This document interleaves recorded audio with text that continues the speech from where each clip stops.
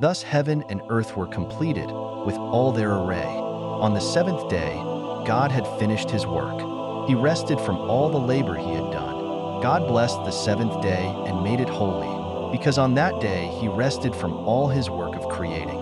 This is the story of heaven and earth as they were created. When Yahweh God made the earth and the heavens, no wild bush was yet on the earth, nor had any wild plant sprung up. For Yahweh God had not sent rain upon the earth, and there was no man to till the soil. But a stream would rise from the earth and water the whole face of the ground. Yahweh God formed man from the dust of the ground, and breathed into his nostrils the breath of life, and man became a living being.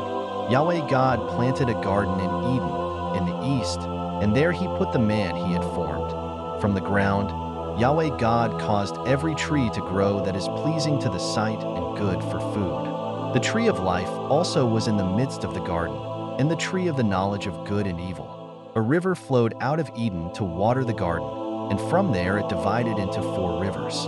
The name of the first is Pishon. It flows around the whole land of Havilah, where there is gold. The gold of that land is good. Bdellium and onyx stone are there. The name of the second river is Gihon. It flows around the whole land of Cush.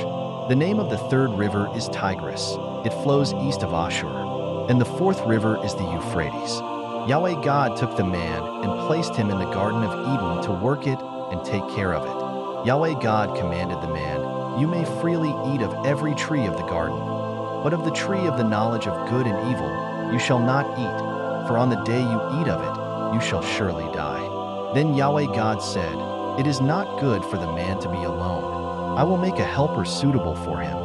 So out of the ground, Yahweh God formed every beast of the field and every bird of the air, and brought them to the man to see what he would call them. Whatever the man called each living creature, that was its name. The man gave names to all the cattle, to the birds of the air, and to every beast of the field. But for Adam, there was not found a helper suitable for him. So Yahweh God caused a deep sleep to fall upon the man, and while he slept, he took one of his ribs and closed up its place with flesh. Yahweh God made a woman from the rib he had taken out of the man, and he brought her to the man. The man said, "This one at last is bone of my bones and flesh of my flesh. She shall be called woman, because she was taken out of man.